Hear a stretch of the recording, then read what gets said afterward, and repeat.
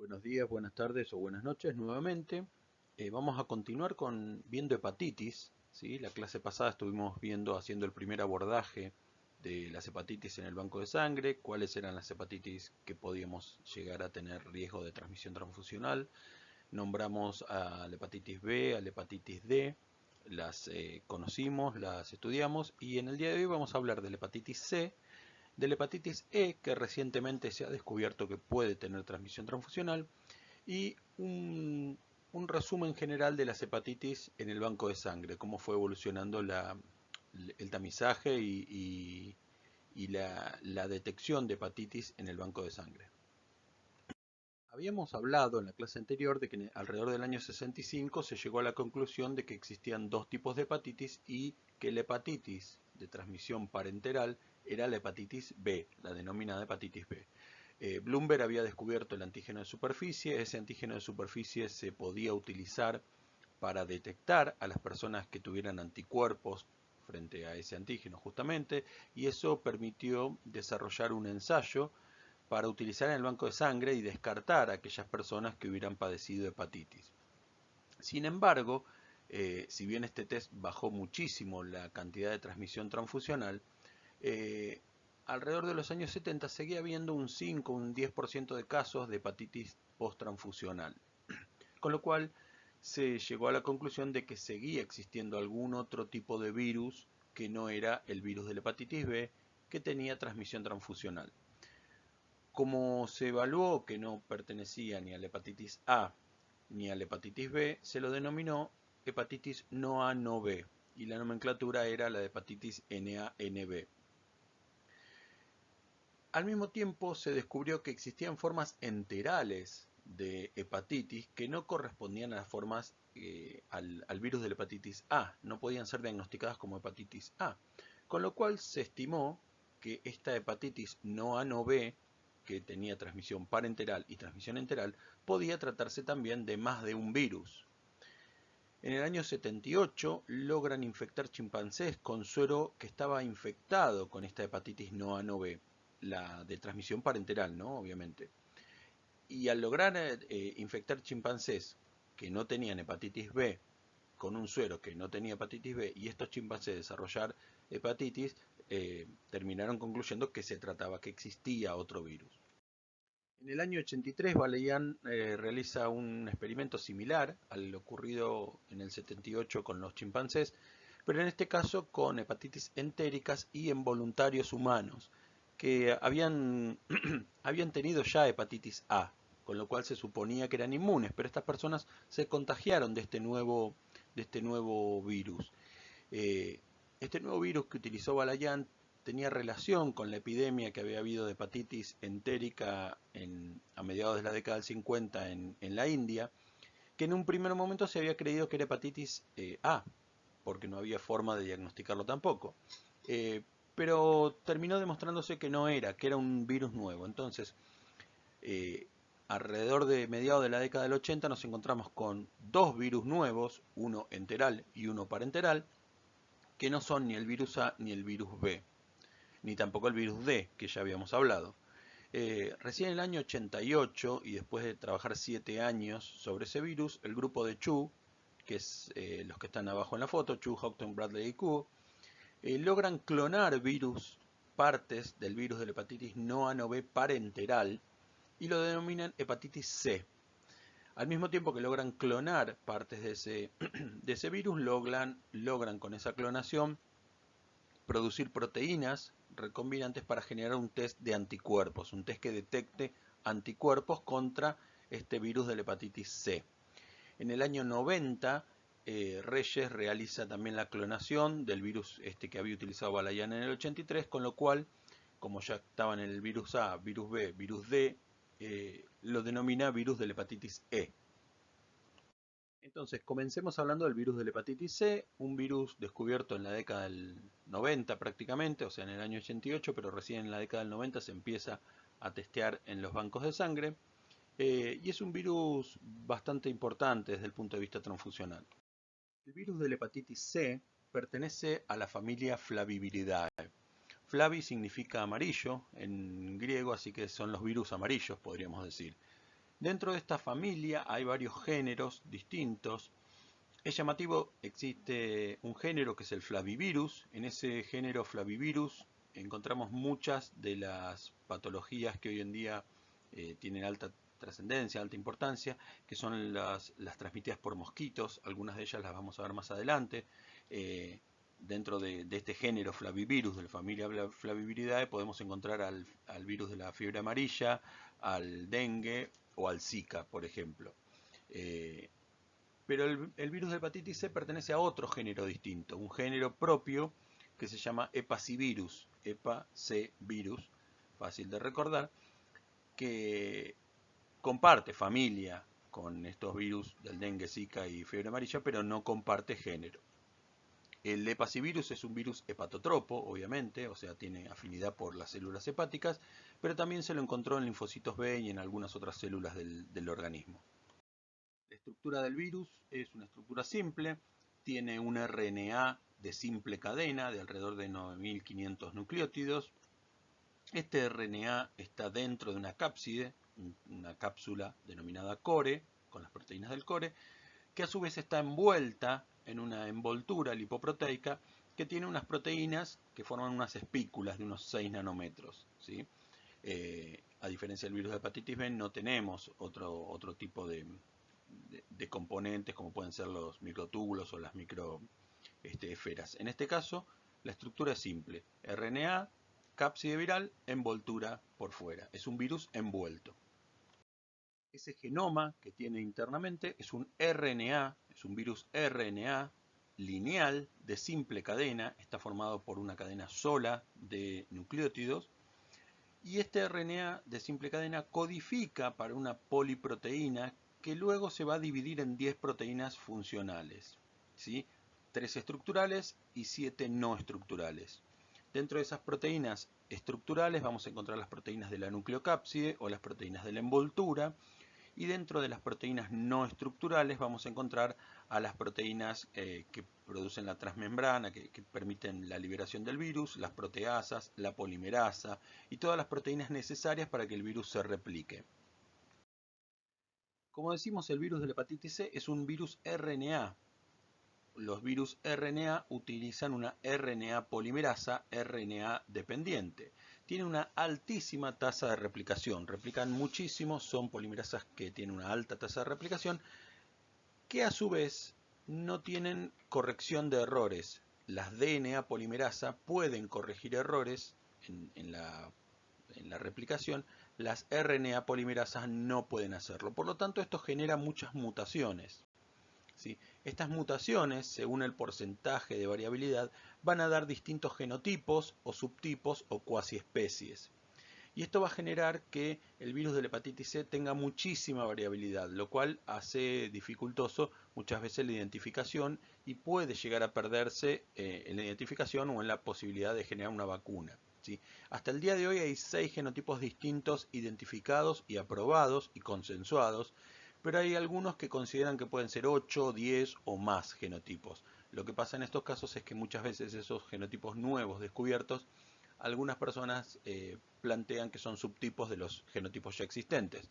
El consenso es que hay 6 y podría llegar a haber algunos más. De estos genotipos vamos a encontrar con que hay algunos de ellos que tienen una distribución geográfica marcada. Por ejemplo, el genotipo 4 es el genotipo presente en Egipto y prácticamente en ninguna otra parte del mundo. Este genotipo 4 tiene que ver con unas campañas de vacunación contra un parásito que se realizó en Egipto en la década del 60 y 70, donde la vacunación fue de forma no estéril y para evitar este parásito se terminó contagiando casi el 25% de la población. Después, es un caso particular Egipto, después Egipto ha hecho muy buenas campañas de erradicación del virus y hoy en día ha logrado bajar ese porcentaje, esa prevalencia, a casi un 4 o 5%. Pero en su momento era un problema bastante grave de salud pública en ese país. El genotipo 5 se distribuye en el sur de África, en el África subsahariana, principalmente en Sudáfrica, ¿sí? En muchos casos en concomitancia con el virus del HIV. ¿Sí? El genotipo 6 lo encontramos en el sudeste asiático Y en el resto del mundo occidental vamos a encontrarnos que la prevalencia es mayor del genotipo 1, 2 y 3, principalmente del genotipo 1. El genotipo 3 se ha encontrado bastante relación con el uso de drogas intravenosas también. En Argentina, en nuestro país, el genotipo más común es el 1, el subtipo B. Esto en Buenos Aires, donde se han realizado la mayor cantidad de estudios y de genotipificaciones. En otras ciudades puede variar. El virus de la hepatitis C es un virus que no se haya distribuido homogéneamente, sino que tiene prevalencias heterogéneas y distribuciones de genotipos heterogéneas en cada ciudad. Por lo tanto, no conviene comparar los datos de una ciudad con la de otra ciudad vecina, ¿sí? O inferir, digamos, que los datos de una ciudad pueden ser los mismos de una ciudad vecina porque no es tan homogéneo. La importancia de saber qué genotipo es radica en la posibilidad del tratamiento, ¿sí? El genotipo 1 tiene un peor pronóstico y por lo tanto las personas que tengan genotipo 1 tienen que tener un tratamiento más agresivo, un tratamiento por más tiempo, más prolongado. El resto de los genotipos han demostrado tener un comportamiento similar a la hora de realizar un tratamiento. Como planteamos hace algunas diapositivas, el virus de la hepatitis C es un virus RNA que codifica para una proteína, una poliproteína que luego se escinde en 10 proteínas distintas. Y 3 de esas proteínas son estructurales y 7 van a ser regulatorias. Dentro de las estructurales vamos a encontrar la proteína del core, que se une al RNA y forma la nucleocápside, es la proteína que le da estructura. Como me gusta decir a mí, son los ladrillos que van a formar la caja, la casa del ácido nucleico. Las otras dos proteínas estructurales son la E1, que es una proteína de envoltura, que tiene función señal, y la proteína E2, que también es una proteína de envoltura, que posee dos regiones que son hipervariables. Es decir, esta proteína en esas regiones tiene mucha variabilidad. Habíamos hablado de que había mucha mutación en el virus de la hepatitis C, y estas dos regiones hipervariables podrían formar parte de la evasión a la respuesta inmune que podría tener el virus. Es decir, al variar estas proteínas, varían los antígenos y entonces los anticuerpos generados contra estas proteínas no van a servir al momento de haber variado, ¿sí? También se estima que estas proteínas pueden ser el sitio de unión al receptor para internalizar el virus en el organismo. Las proteínas regulatorias, dentro de este grupo nos podemos encontrar la NS1, que todavía no se conoce a ciencia cierta muy bien cuál es su función. La NS2 es una proteína transmembrana, posiblemente sea una autoproteasa, es decir, que sea la proteína que se corta a sí misma, ¿sí? Que corta esta poliproteína en 10. La NS3 es una enzima proteasa y helicasa, es decir, que funciona en el momento de la replicación. La NS4 sirven como cofactores de estas proteasas. La NS5B se ha descubierto que es la polimerasa. En este caso, volvemos a decir, es una RNA polimerasa, RNA dependiente.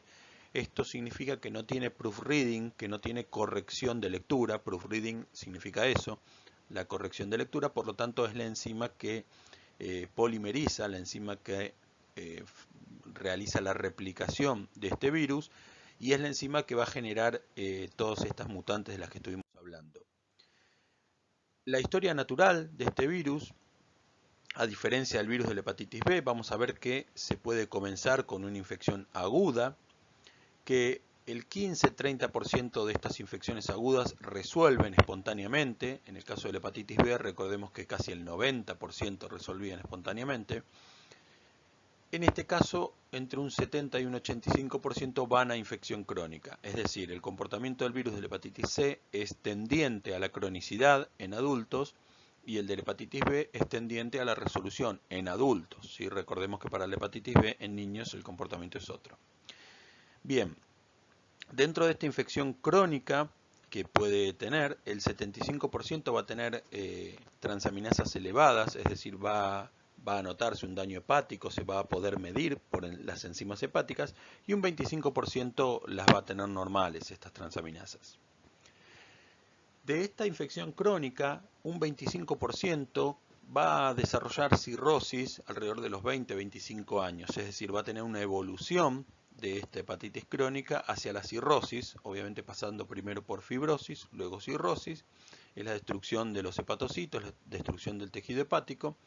Esa cirrosis puede derivar en un hepatocarcinoma celular en aproximadamente 5 años más, es decir, un cáncer de hígado. En ambos casos, esta cirrosis y el hepatocarcinoma celular puede conducir obviamente a la muerte. El pronóstico es mejor en mujeres y en personas jóvenes, y existe un peor pronóstico en hombres adultos que consuman alcohol, que tengan una coinfección con otro virus, el virus de hepatitis B, el virus del HIV, y que tengan obesidad. Si evaluamos la patogenia de esta infección, vemos que puede presentarse en fase aguda generalmente como una hepatitis asintomática, es decir, no vamos a tener síntomas. Y esto es lo que, volvemos a repetir, desde el punto de vista del banco de sangre es importante porque puede concurrir una persona con hepatitis C crónica que nunca en su vida tuvo síntomas de haber tenido hepatitis, es decir, una persona que tiene el virus en forma crónica, que nunca tuvo síntomas en forma aguda y por lo tanto considera que es una persona sana. No lo hace de mala voluntad, sino lo hace por no haber tenido, por no haber tenido síntomas, por no haber tenido ninguna información de haber cursado esta hepatitis. Esta infección aguda tiene un periodo de incubación entre 2 y 26 semanas, un periodo variable. En los casos sintomáticos, un cuarto de los casos de hepatitis, puede presentar ictericia, puede presentar náuseas, puede presentar malestar general. En esta derivación a etapa crónica, en una etapa temprana también se presenta sin síntomas. Y en este caso, justamente al ser asintomático, existe una dificultad para el diagnóstico temprano. Es decir, como la persona no tiene síntomas, no es diagnosticada, y como no es diagnosticada, no es tratada. Y como no es tratada, esta hepatitis puede evolucionar a una forma crónica y con el tiempo derivar en una cirrosis. Una vez que se establece esta cronicidad, el clearance viral, o sea, la desaparición del virus es muy raro. Hoy en día vamos a ver que tenemos unos medicamentos, tenemos unas terapias mucho más efectivas de las que teníamos hace unos años y se ha logrado subir la tasa de curación en forma muy importante. En algunos casos vamos a ver también que existe una patogenia extrahepática, ¿sí? Donde hay algunas manifestaciones por fuera de lo que sería el hígado, por fuera de lo que sería la ictericia, el malestar, las náuseas. Sí, muchas de estas patologías extrahepáticas van a estar asociadas con autoinmunidad, y estados linfoproliferativos, es decir, nos vamos a encontrar con muchos pacientes con crioglobulinas, con trastornos neurológicos, con vasculitis, y esta vasculitis debido justamente a esta autoinmunidad, o con glomerulonefritis, es decir, afecciones del glomérulo, estoy muy trabado hoy, afecciones del glomérulo, justamente también asociadas con esta autoinmunidad. El mecanismo de replicación del virus de la hepatitis C es un tanto complejo, pero vamos a intentar entenderlo. Primero, obviamente, el virus se une a los receptores SRB1 y CD8, se cree que a través de la proteína E2, como habíamos dicho, y podría utilizar la E1 también. Estas proteínas interaccionan con algunas proteínas de la membrana celular mediando la endocitosis, es decir, la célula se lo endocita al virus, lo incorpora al virus dentro del citoplasma. Allí en el citoplasma se libera el RNA del virus y este RNA del virus se dirige al retículo endoplasmático. Este RNA del virus es de polaridad positiva, ¿sí? Habíamos dicho que es un RNA de simple cadena, es decir, tiene una sola cadena, y al ser de polaridad positiva, estamos diciendo que tiene la misma dirección que un RNA mensajero. Por lo tanto, este RNA de simple cadena, de polaridad positiva, puede funcionar como un ARN mensajero, ¿sí? Por lo tanto, puede traducir proteínas de forma directa. Entonces, se dirige al retículo endoplásmico. En el retículo endoplásmico tenemos ribosomas. en esos ribosomas el RNA de simple cadena de polaridad positiva va a copiar la poliproteína, perdón, va a traducir la poliproteína. Esta poliproteína se va a clivar, las proteasas la van a cortar en las 10 proteínas maduras, y estas proteínas celulares, estas proteínas virales, junto con algunas proteínas celulares, inducen a la formación de unas vesículas. Se ha descubierto que se forman unas vesículas dentro de lo que se denomina una red membranosa. En esa red membranosa hay un lugar inespecífico donde se produce la replicación utilizando como molde ARN negativo.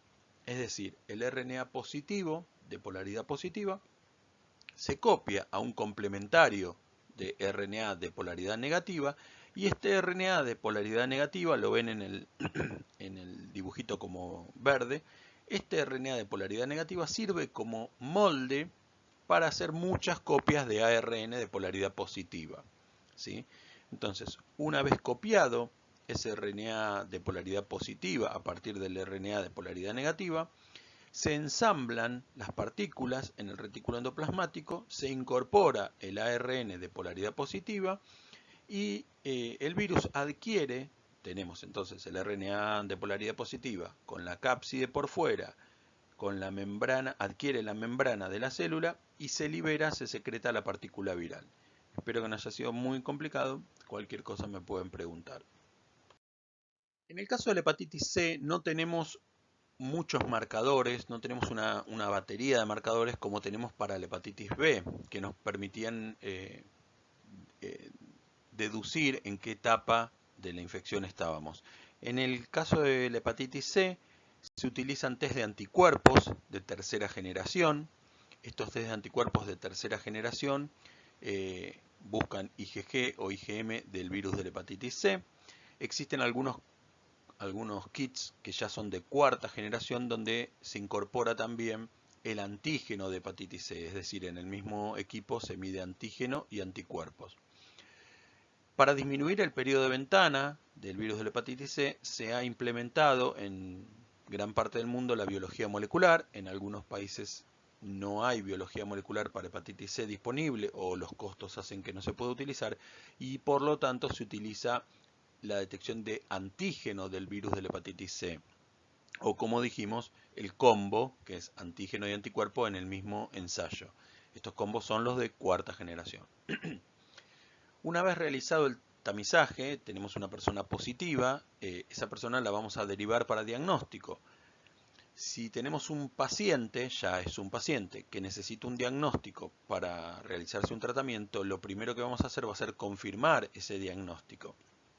Se puede confirmar por LIA, que son ensayos suplementarios, lo habíamos visto, como el Western blot o como el RIVA, o se puede diagnosticar directamente con una PCR, ¿sí? En el caso de la hepatitis C, se utilizan los dos ensayos hoy en día, pero se va tendiendo cada vez más, al disminuir los costos y al ser más específico, se va utilizando cada día más la PCR, ¿sí? Para poder iniciar la terapia vamos a necesitar conocer el genotipo. Habíamos dicho que el genotipo 1 es más agresivo, el genotipo 2, 3, 4, 5 y 6 son menos agresivos y por lo tanto la terapia va a ser distinta. Una vez conocido ese genotipo, vamos a hacer una carga viral para saber cuál es la cantidad de virus que tenemos al inicio del tratamiento. Si nosotros vamos a realizar un tratamiento, lo que buscamos para determinar que tuvo éxito ese tratamiento es que la carga viral disminuya, es decir, que si partimos de un número, ese número sea menor a medida que vamos realizando el tratamiento. Si ese número no disminuye, el tratamiento no está siendo efectivo y por lo tanto se suspende. En el caso de la hepatitis C, como hemos visto, el curso típico es un curso típico con tendencia a la cronicidad, donde los anticuerpos son detectados y esos anticuerpos se mantienen de por vida, ¿sí? Vamos a tener RNA intermitente dependiendo del momento en el cual esté el virus circulante o no, y los síntomas van a aparecer en la etapa aguda y luego van a desaparecer para volver como síntomas de cirrosis en la etapa crónica tardía. Al mismo tiempo vamos a tener elevación de las transaminasas en cada momento que tengamos una recidiva, en cada momento que tengamos una reactivación del virus. La importancia del virus de la hepatitis C radica en los 71 millones de portadores crónicos que estima la Organización Mundial de la Salud que existen. Estos son datos del año 2017, de los cuales de esos 2.300.000 están coinfectados con HIV, la mayoría de ellos en África.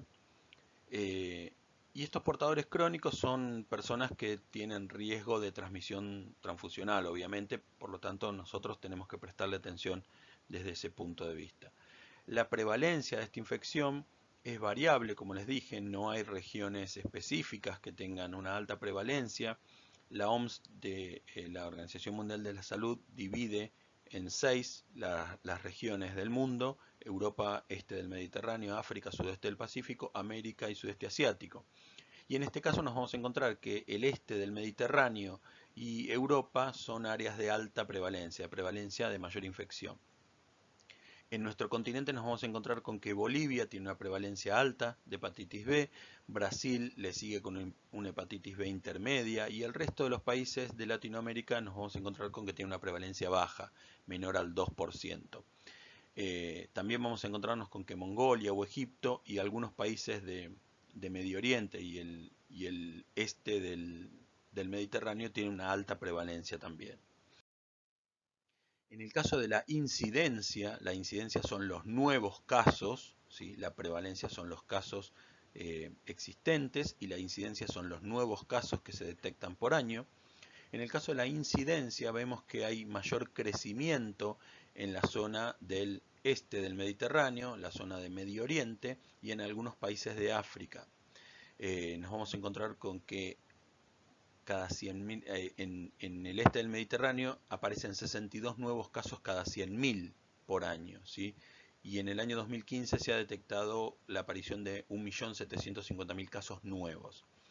En nuestro continente nada más 6 casos cada 100.000 personas por año aparecen, ¿sí? Fíjense, la diferencia es casi 10 veces más la incidencia en Europa y en el este del Mediterráneo, es decir, el crecimiento de la hepatitis C en esas regiones es 10 veces mayor que en nuestro continente. La transmisión de este virus, como hemos visto, es un virus de transmisión parenteral, un virus de transmisión por sangre principalmente. Previo a la década del 90, donde no existía el tamizaje, directamente no existía el conocimiento del virus, el mayor riesgo de transmisión del virus de la hepatitis C era a través de transfusiones o de trasplantes. Después de la década de 90, con la implementación de los métodos de serología y de biología molecular, posteriormente este riesgo ha bajado muchísimo, esta vía de transmisión ha bajado muchísimo. La que ha aumentado muchísimo es la utilización de drogas intravenosas, y los usuarios de drogas intravenosas siguen siendo personas de alto riesgo de transmisión parenteral. Existe también algún tipo de transmisión sexual, es dudosa, hay algunos casos reportados de asociación de hombres que tienen sexo con hombres coinfectados con HIV, y esta coinfección puede generar mayor riesgo de transmisión por vía sexual. Y por otro lado se han documentado algunos casos de transmisión vertical, es decir, de la madre al hijo, pero en estos casos también asociada con coinfección de HIV, pero es bastante infrecuente. La vía de transmisión hoy en día de mayor riesgo siguen siendo las drogas intravenosas o los elementos punzantes, ¿sí? Al día de hoy para la hepatitis C no existe profilaxis ni activa ni pasiva. No tenemos inmunoglobulinas específicas para tratar a un paciente que haya tenido un accidente laboral y no existe ninguna vacuna que esté en funcionamiento. Existen algunos trabajos de búsqueda, están trabajando en una vacuna, pero al día de hoy ninguna de estas vacunas ha sido efectiva. Sin embargo, el tratamiento ha mejorado en los últimos años de forma significativa. Hasta hace muy poco se utilizaba una terapia combinada de interferón, ¿sí? Que es un inmunomodulador, o sea, modula el sistema inmune, y una ribavirina, que es un antiviral. Lo que implica, lo que realiza la ribavirina es bloquea la replicación viral. Este tratamiento, que se usaba hasta hace pocos años, Se hacía por 48 o 24 semanas, 48 semanas para el genotipo 1, 24 semanas para el resto de los genotipos. Era un tratamiento de una inyección semanal o 2 inyecciones semanales por vía subcutánea. Imagínense, se tenían que dar 80 y pico o 90 y pico de inyecciones, con una respuesta de alrededor del 50%, ¿sí? O sea, el 50% de las personas que realizaban este tratamiento tenía éxito. Hoy en día se está utilizando un tratamiento por vía oral de 24 semanas para el genotipo 1, 12 semanas para el resto de los genotipos, que tiene una respuesta viral sostenida muchísimo mayor, cercana al 90%, comparada con el 50-60 que veníamos hablando anteriormente, con muchísimos menores efectos adversos que la utilización de peginterferón y ribavirina. Este tratamiento está dado por un cóctel de 2 o 3 drogas. Hay muchísimas drogas en el mercado hoy en día. En nuestro país están aprobadas desde mayo del 2015 algunas, el daclatasavir, el cimeprevir o el sofosbuvir. Estas drogas se utilizan, como les digo, en cóctel de 2 o 3 drogas y la respuesta es muchísimo mayor. El mayor inconveniente de estos tratamientos altamente efectivos son los costos extremadamente elevados. En nuestro país el tratamiento con sofosbuvir y daclatasavir está entre $3.800 y $3.200. Muchas de las obras sociales no lo cubren por los altos costos. Hace unos años estaba mucho más caro, estábamos hablando de entre el orden de los $10.000 y $20.000 el tratamiento, pero la aparición de nuevas drogas ha hecho que estos precios vayan bajando con el tiempo. Existen algunos países que tienen políticas públicas que estos tratamientos se entregan de forma gratuita o eh, con medicamentos genéricos, pero las patentes que al día de hoy estamos utilizando hacen que los costos sean altamente elevados. Hasta acá llegamos con el virus de la hepatitis C. El virus de la hepatitis C, que tiene una alta incidencia transfusional, que ha sido descubierto en los años 90, que hoy en día se ha bajado muchísimo la tasa de transmisibilidad y que desde hace 2 o 3 años tenemos un tratamiento para que este virus, que en su mayoría es crónico, pueda ser justamente curado. Ahora vamos a ver otro virus nuevo, que es el virus de la hepatitis E. Hasta hace unos años, 2 o 3 años, el virus de la hepatitis E se consideraba un virus de transmisión enteral, como el virus de hepatitis A. Pero, desgraciadamente para ustedes que lo tienen que empezar a estudiar, el virus de la hepatitis E se ha demostrado transmisión a través de transfusiones en los últimos años. Este virus, como vimos, se suponía que era solamente de transmisión entérica, se había diferenciado del virus de la hepatitis A en el año 1980, formando parte de ese conglomerado de virus no A no B. Fue clonado, como también dijimos, y secuenciado en el año 1990, y a partir de ahí se le da el nombre de virus de la hepatitis E, y se lo puede identificar en las epidemias de Kashmir en el año 78 y la que ya habíamos hablado, que era la epidemia de Delhi en el año 55. Es decir, estas dos epidemias importantes que ocurrieron en la India de hepatitis, que se creía que habían sido causadas por el virus de la hepatitis A, ahora sabemos que fueron causados por el virus de la hepatitis E. Entonces nos encontramos frente a un virus de transmisión enteral y de forma aguda que resuelve. Hasta que en el año 2008 aparece el primer reporte de una infección crónica, ¿sí? La primera infección crónica reportada en un paciente inmunocomprometido, ¿sí? Vamos a ver que al día de hoy solamente los pacientes inmunocomprometidos han demostrado posibilidad de llegar de realizar cronicidad para este virus. El virus de la hepatitis C tiene 4 genotipos distintos que afectan mamíferos.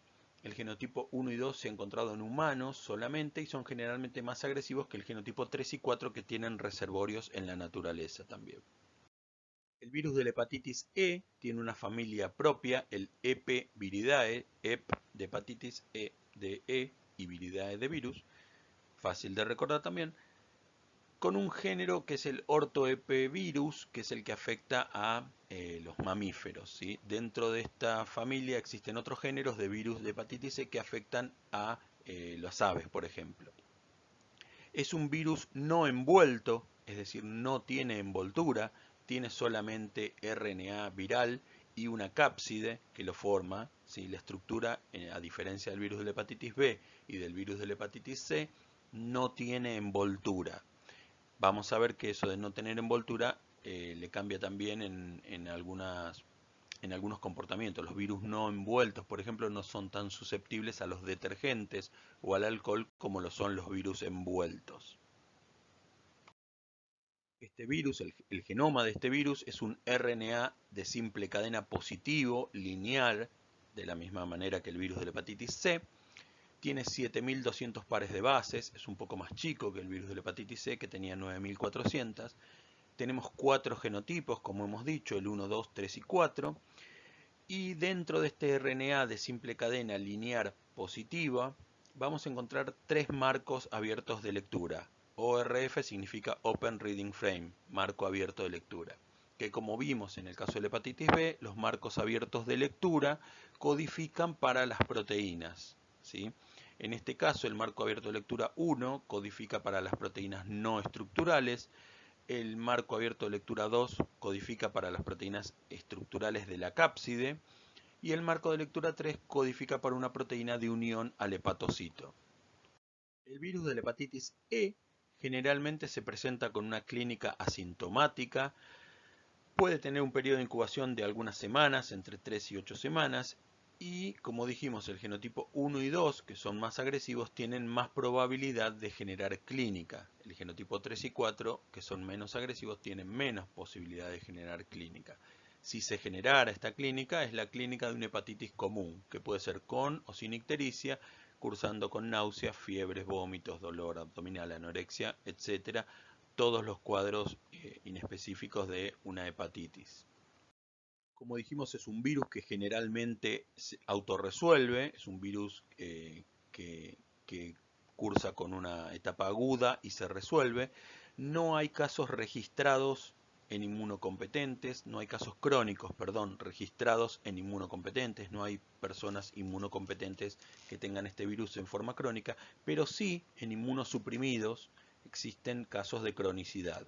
Y esos casos de cronicidad se ha demostrado que tienen una rápida evolución a cirrosis, es decir, los inmunocomprometidos, los inmunosuprimidos que adquieran este virus pueden desarrollar rápidamente una cirrosis y complicar su síntoma. En nuestro caso, en el caso del banco de sangre, el riesgo está en transfundir una unidad, también ocurre, perdón, con el caso de los trasplantes, en transfundir o trasplantar una unidad a una persona que esté inmunosuprimida, a una persona que justamente necesite un trasplante. Y en este caso, al transfundir una unidad infectada o al realizar un trasplante, podemos infectar a esta persona y al ser inmunosuprimida puede desarrollar cronicidad. Por eso el riesgo de la hepatitis E desde el punto de vista transfusional, desde el punto de vista del banco de sangre. No es un virus que sea altamente mortal, el rango de mortalidad está alrededor del 0,2 al 4%, dependiendo también del estado del paciente, del estado de la persona infectada y del componente sanitario, de la prestación sanitaria que se le pueda dar, de la atención sanitaria que se le pueda dar a esa persona. Pero hay una salvedad. En el caso de las embarazadas se ha encontrado que el rango de mortalidad aumenta hasta casi un 20% en algunos casos por falla hepática. Es decir, nuevamente, el riesgo de transmisión transfusional pasa por enviar a un inmunosuprimido a cronicidad por el virus de hepatitis C o, en el caso de transfusión a una embarazada, generarle una falla hepática que termine en la muerte, ¿sí? En estos casos, volvemos a decir, pueden darse casos de hepatitis fulminantes, obviamente en las embarazadas que hemos dicho, y también en inmunocomprometidos y también en trasplantados. El laboratorio para el virus de la hepatitis E nos muestra que tiene ARN circulante, viremia en fase aguda, que puede alcanzar las 10 a las 7 copias por mililitro, es un título alto, ¿sí? Que puede ser detectable de 4 a 6 semanas, y este ARN persiste en inmunocomprometidos, lo que demuestra el paso a la cronicidad. Por su parte, podemos detectar anticuerpos IgM en la fase aguda, que duran entre 3 y 6 semanas, y IgG detectables a más de 15 años. Se han demostrado que personas que han padecido esta enfermedad de forma aguda, luego de 15 años siguen teniendo inmunoglobulina G detectables. Hasta hace unos años existían test de IgM e IgG con sensibilidades y especificidades muy variables. De hecho, al día de hoy se ha mejorado un poco la sensibilidad y la especificidad, pero siguen siendo variables. No hay test de anticuerpos aprobados para el banco de sangre en nuestro país. La utilidad de estos es cuestionada porque en realidad lo que nosotros debemos hacer es encontrar esta patología en forma aguda, y en forma aguda solo vamos a tener presentes las IgM, con lo cual tendremos que hacer una detección de anticuerpos IgM, pero las IgM aparecen en una etapa tardía de esta fase aguda y el contagio puede ocurrir en una etapa temprana de fase aguda, por lo tanto no sería tan útil utilizar anticuerpos. Al no haber pacientes crónicos, personas inmunocompetentes crónicas, la utilización de IgG en el banco de sangre sería irrelevante, no nos serviría de nada realizar IgG porque las personas que nos dieran positivos son personas que ya se han curado, ¿sí? Existen equipos de ácidos nucleicos, equipos de PCR comerciales. En algunos países tienen ya metodologías aprobadas para banco de sangre, validadas para banco de sangre, y en este caso sí sería útil realizar biología molecular para hepatitis E en los bancos de sangre, ya que en este momento sí estamos encontrando el virus circulante, que es el momento de la infección, y ese virus circulante justamente es el que va a llevar a cabo esa infección. Se ha demostrado también que las transaminasas en el caso de la hepatitis C no tienen correlato con la viremia. Puede haber viremia alta y transaminasas inexistentes. Como dijimos, hay 4 genotipos que afectan mamíferos en todo el mundo. El genotipo 1 y 2, que generalmente son más agresivos, se han demostrado solamente transmisión de forma oral fecal, son los causantes de las grandes epidemias de las que hemos hablado. Y solamente se ha encontrado reservorio en humanos para estos 2 genotipos. No hay transmisión parenteral, no hay transmisión por transfusión por ninguno de estos 2 genotipos hasta ahora documentada, y no se ha encontrado que el genotipo 1 y 2 en ningún animal. Por otro lado, los genotipos 3 y 4 son menos agresivos, se han encontrado reservorios en humanos y en animales, y se han documentado transmisiones de genotipos 3 y 4 por ingesta de alimentos mal cocidos, de animales contaminados, o por transfusiones de personas infectadas. En nuestro país, el genotipo 3, el celeste en este gráfico, es el más común. Se ha detectado genotipo 3 en nuestro país en animales y en personas. La epidemiología de este virus está muy relacionada justamente con la infección en animales. Hay zonas endémicas donde la prevalencia de anticuerpos puede alcanzar el 50%. ¿Sí? Las mayores zonas informadas son el sudeste de Francia, algunas regiones del norte de Italia, donde la ingesta de productos de cerdo, ingesta de chacinados de cerdo mal cocidos, de cerdos infectados con hepatitis C, ha hecho que la población pueda llegar a tener hasta un 50% de anticuerpos IgG contra este virus. Es decir, casi la mitad de la población ha estado en contacto en algún momento con el virus.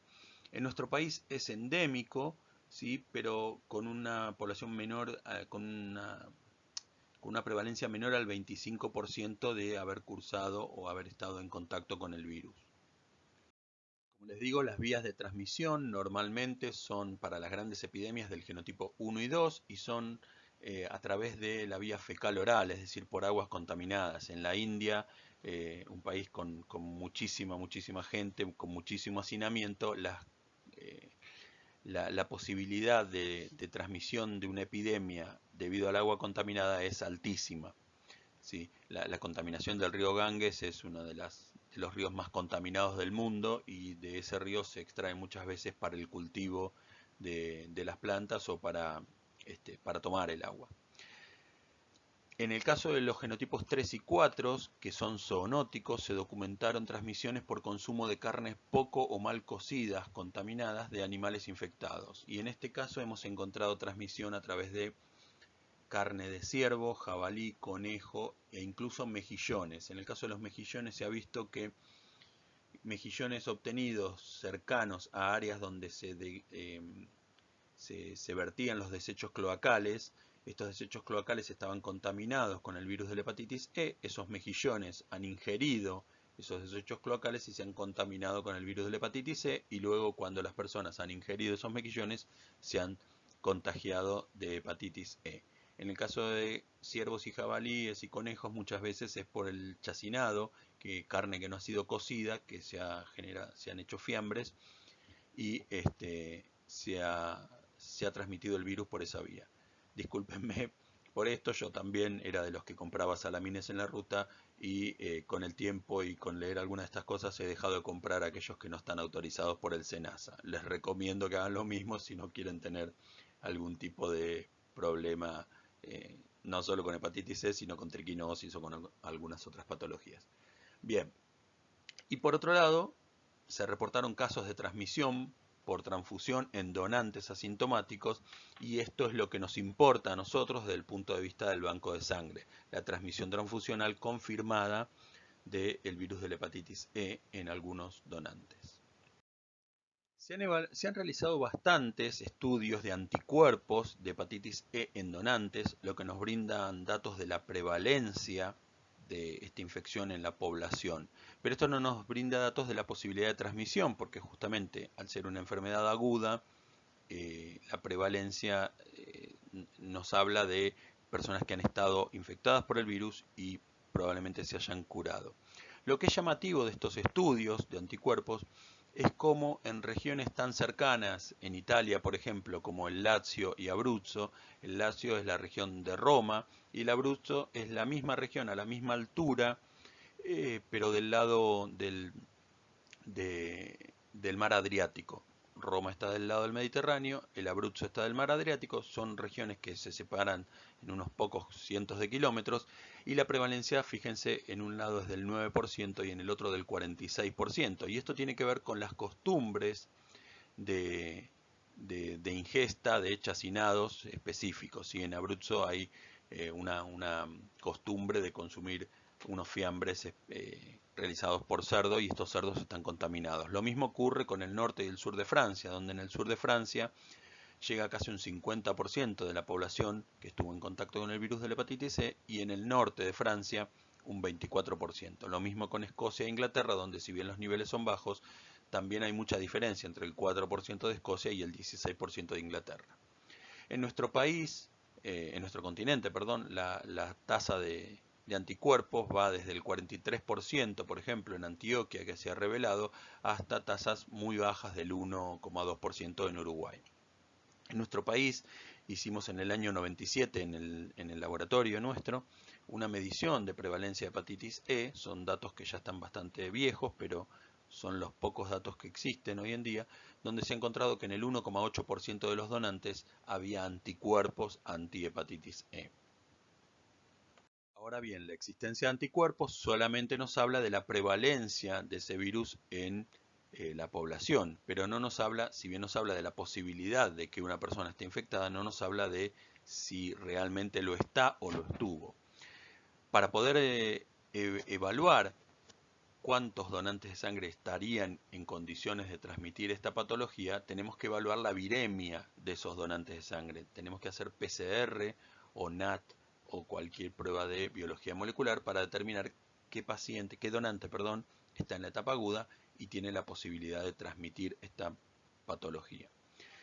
Esto en nuestro país no se ha hecho en Europa, Japón y China, donde se detectó sangre de donantes infectada.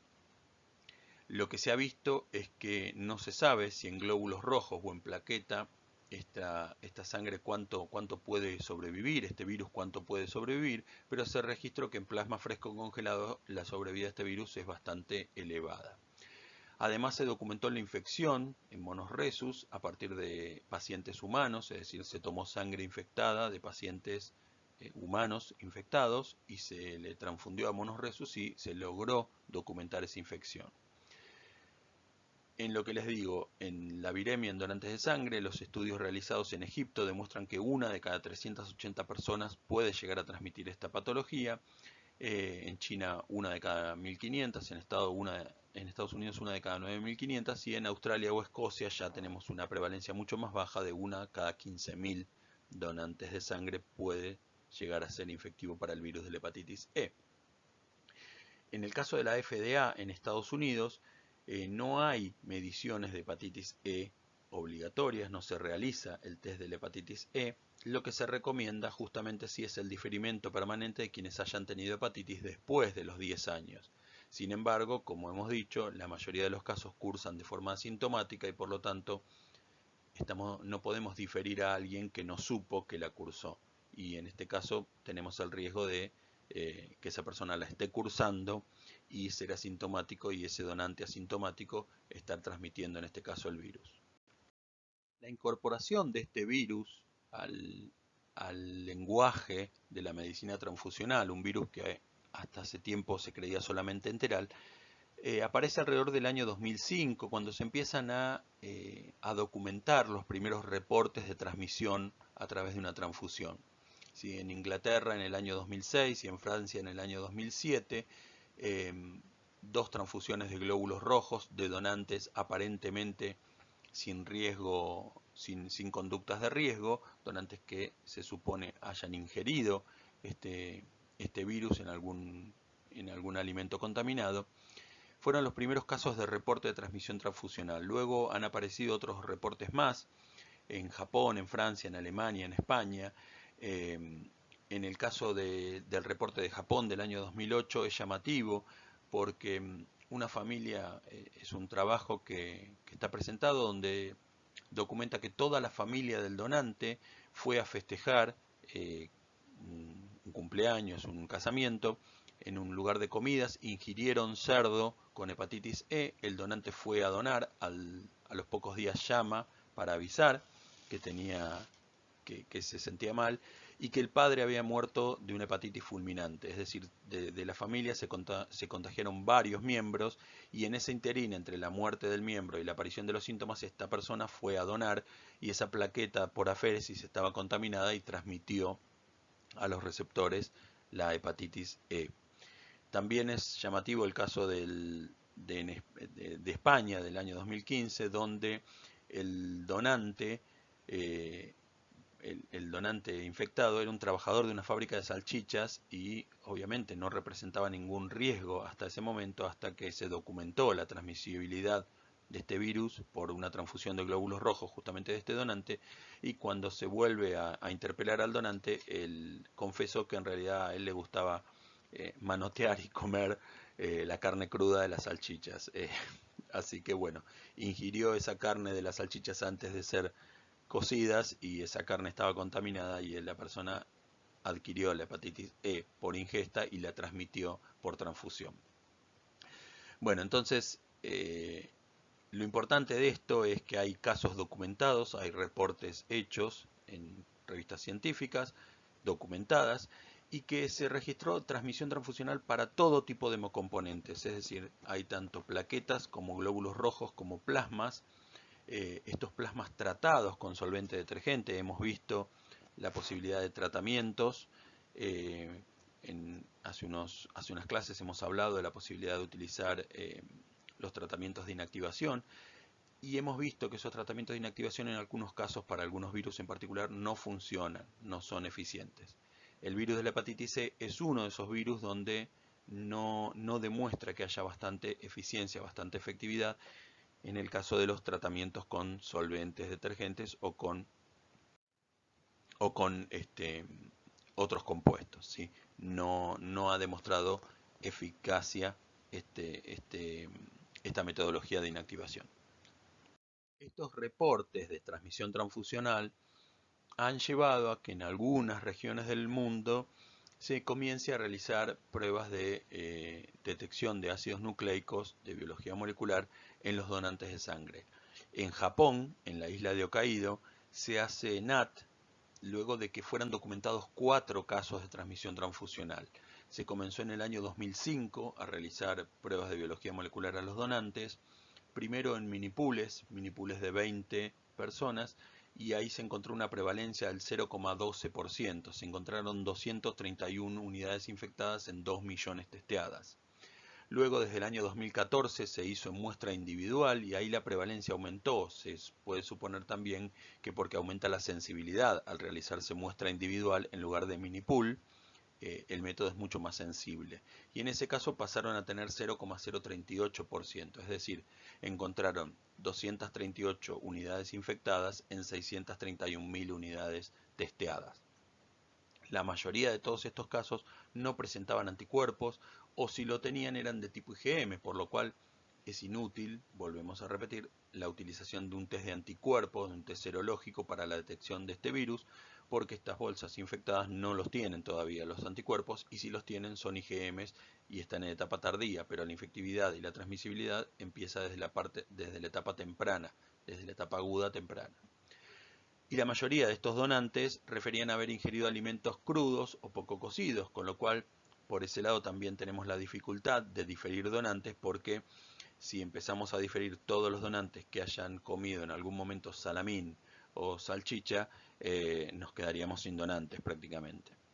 En Europa ocurrió algo similar a Japón. Algunos países han empezado a implementar el testeo de virus de la hepatitis E de forma obligatoria en todos los bancos de sangre. Otros están evaluando, considerando implementarlo, y otros directamente, como Dinamarca, no lo recomiendan. Si bien Dinamarca tiene una alta tasa de prevalencia en cerdos de hepatitis E, han decidido no realizarlo. Han hecho pruebas, han encontrado una prevalencia de 1 cada 2.000 personas, RNA positivo, una prevalencia bastante alta, pero recomiendan no hacerlo igualmente. Los que sí ya lo han implementado son Irlanda, Inglaterra, lo tienen de forma obligatoria, y hasta el año 2016 esos dos eran lo que lo realizaban. Ya desde el año 2019 lo han implementado Irlanda y el Reino Unido, que lo hemos dicho, Francia, los Países Bajos, Alemania, España, Austria y Luxemburgo. Están evaluando realizarlo también Italia, Polonia, Portugal, Malta, Grecia y Bélgica, y han decidido no hacerlo Dinamarca y Suecia. Hasta aquí hemos llegado a lo que es el virus de la hepatitis E, el segundo virus que vamos a ver en el día de hoy, de transmisión parenteral. Es un virus que en la Argentina desconocemos los datos, no tenemos todavía datos modernos de su prevalencia. Hay algunos trabajos pequeños presentados, pero es un virus que no se testea, no está de forma obligatoria, y es un virus que en realidad no tenemos muchos datos, pero que tenemos que estar alertas porque la prevalencia en nuestro país puede crecer y la transmisibilidad puede aumentar. Y por lo tanto no es de extrañar que en los próximos al menos 10 años estemos hablando de la hepatitis E, la detección de hepatitis E por biología molecular en los bancos de sangre de nuestro país. Bueno, terminemos con las hepatitis. Hemos hablado de la hepatitis B, de la hepatitis D, de la hepatitis E y de la hepatitis C. Terminemos ahora haciendo una visión de la hepatitis desde el punto de vista del banco de sangre. Hemos visto los virus en particular, ahora veámoslo desde el punto de vista del banco de sangre. La historia del tamizaje de la hepatitis B en banco de sangre empieza en el año 43, cuando se describe la primera transmisión por transfusión de una hepatitis.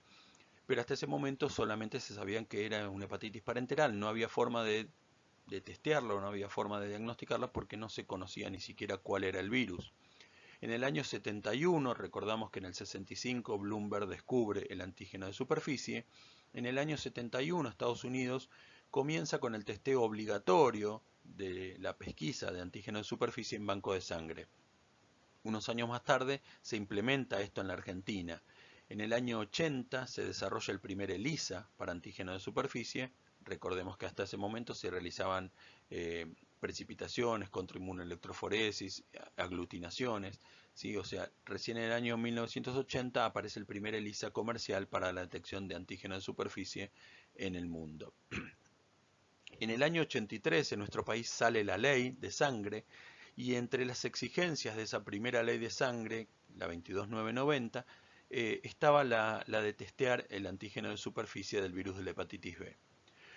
En el año 87 se incorporan al testeo en Estados Unidos la detección de anticuerpos anticore y la detección de transaminasas en un intento de encontrar o de pesquisar aquellas hepatitis no A no B que no pudieran ser encontradas con el anticore o con el antígeno de superficie. En el año 88 copiamos en Argentina esta implementación y realizamos hasta ese año entonces el antígeno de superficie, el anticore y las transaminasas. Recién en el año 90 salen los primeros estudios de hepatitis C, el kit de primera generación, bastante poco sensible, bastante poco específico. Un año más tarde se implementa en la Argentina. En el año 92 aparece el de segunda generación con mayor sensibilidad y mayor especificidad. En el año 93 se hace obligatorio en nuestro país el tamizaje de hepatitis C. En el año 95 aparecen los kits modernos de hepatitis C con tecnología recombinante, los de tercera generación, con una sensibilidad ya bastante más aceptable y una especificidad bastante más aceptable. Unos años más tarde se comienza a hacer la biología molecular para hepatitis C en Estados Unidos. En el año 2002 la biología molecular para hepatitis B. Y en el año 2003 aparecen los primeros pasos en Argentina en las plantas de hemoderivados. Se comienza a hacer biología molecular en las plantas de hemoderivados. Recién en el 2007 comienzan los primeros bancos de sangre a hacer biología molecular para hepatitis B y para hepatitis C en nuestro país. Y en el año 2012 vemos que ya hay bancos de sangre de Europa que están testeando biología molecular para el virus de la hepatitis E. En nuestro país todavía no se hace ningún tipo de detección del virus de la hepatitis E.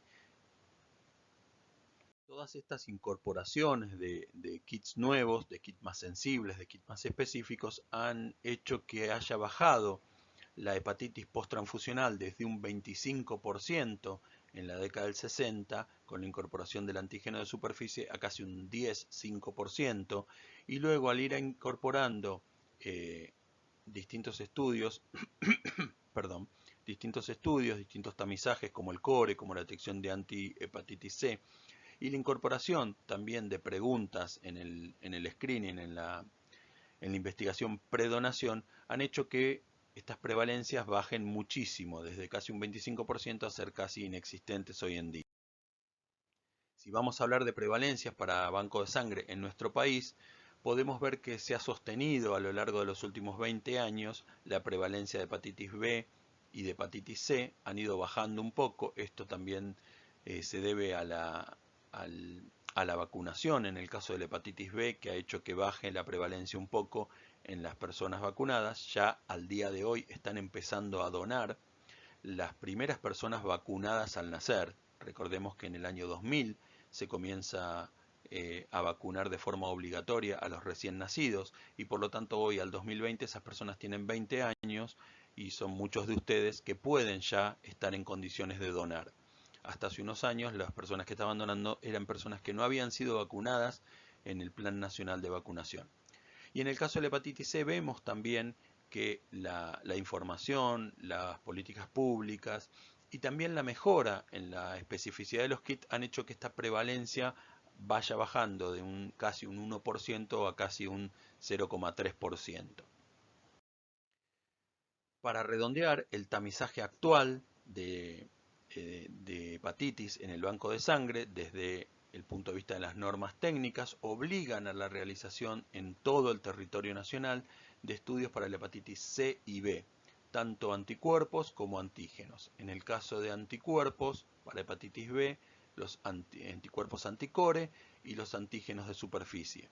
En el caso de hepatitis C, anticuerpos anti-HCV y el antígeno de hepatitis C. En el año 2014 se determinó con una resolución modificar esas normas transfusionales y plantear que cuando se realice biología molecular para hepatitis C, ese banco de sangre queda exento además de hacer el antígeno justamente de la hepatitis C. Bien, para observar de nuevo, siempre es útil decirlo, en la búsqueda de disminuir el riesgo de las infecciones por vía transfusional, lo que siempre tenemos que tener en cuenta desde el banco de sangre, y no está de más decirlo, minimizar los errores humanos, es decir, tender a la automatización, disminuir los periodos de ventana y en este caso la utilización de antígeno en un primera instancia y de anticuerpo, y de biología molecular mucho mejor, disminuyen estos periodos de ventana y nos impiden la transmisión de de virus en etapa aguda. Por supuesto, tenemos que tener también vigilancia frente a la aparición de mutantes. En el caso de la hepatitis B hemos visto que los antígenos de superficie pueden variar y por lo tanto las técnicas que los detectan pueden no detectarlos y por lo tanto tenemos que conocer cuáles son esas mutantes y exigir equipos que las detecten. Y también tenemos que tener vigilancia frente a la aparición de nuevos patógenos, como es el caso de la hepatitis E. Tenemos que estar alerta de que la prevalencia de la hepatitis E no aumente o no sea lo suficientemente importante como para que nosotros tengamos que incorporar la determinación de hepatitis E en la rutina del banco de sangre. En resumen, les dejo acá un cuadro de las 5 hepatitis. Incorporamos también el virus de la hepatitis A, que no tiene relevancia transfusional, pero los otros 4 virus se los dejo acá en un cuadro comparativo como para que ustedes los puedan ver. Hasta acá entonces la segunda clase de hepatitis. La clase que viene vamos a empezar viendo los retrovirus. En el caso del banco de sangre, nosotros hacemos pesquisa de 2 retrovirus, del virus del HIV y del virus del HTLV. La clase que viene vamos a hablar de los retrovirus en general y del virus del HTLV. Y la siguiente vamos a hablar del virus del HIV. Nos vemos la próxima y de nuevo cualquier duda me pueden consultar. Saludos.